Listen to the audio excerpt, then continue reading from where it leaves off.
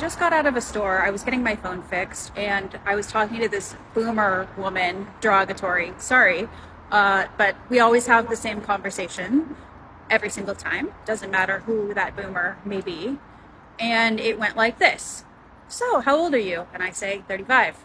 And the boomer says, oh, well, it's never too late to get married and have kids.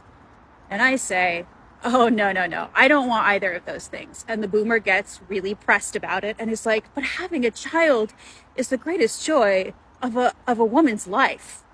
And I say, oh, the greatest joy of my life is debauchery and hedonism. That's the British pronunciation, by the way.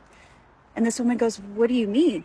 And I say, well, I go to bed super late. I go to bed at like 3 a.m. so that I can goon. And then I wake up at like 11. And kids need to get up really early for school. And I'm not waking up for that. She was like, what's goon? And I said, also, I really like to do drugs.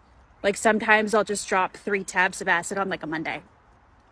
And she's like, okay. And I was like, also, I lock men up in cages. And I feel like if I had a child, the kid would feel really bad for them and let them out of the cage. She was like, okay, I get it. I'm like, no, you don't. The men pay me to put them in the cages. And then I use that money to buy drugs. The disagreement between this woman and her boomer adversary is fundamentally one of miscommunication. The hedonist is arguing about doing what feels good, and the boomer is arguing what is good. And as loath as I am to credit boomers with anything positive, this boomer does have a point. The problem with hedonism is what's sometimes called the pleasure paradox. The more you pursue pleasure for its own ends, the more it eludes you. Hedonism is like a treadmill where you constantly have to be running faster to stay in the same place. In the beginning, I'm sure this woman's drugs and bedroom escapades were fun and exciting, but with overindulgence, the fun becomes commonplace and the exciting becomes monotony. And eventually, despite how much you try, you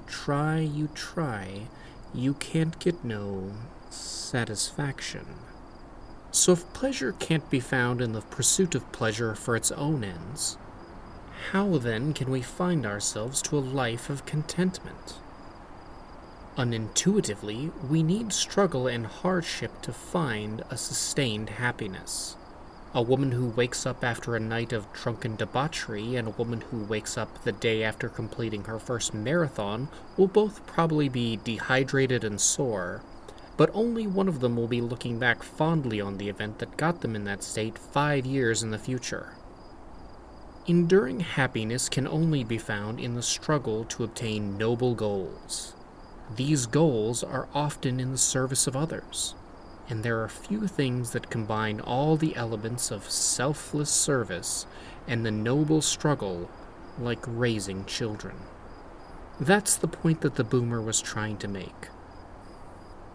But in the end, I think we can all agree that someone so devoted to hedonism and selfish pleasure should not be entrusted with the responsibility of raising a child.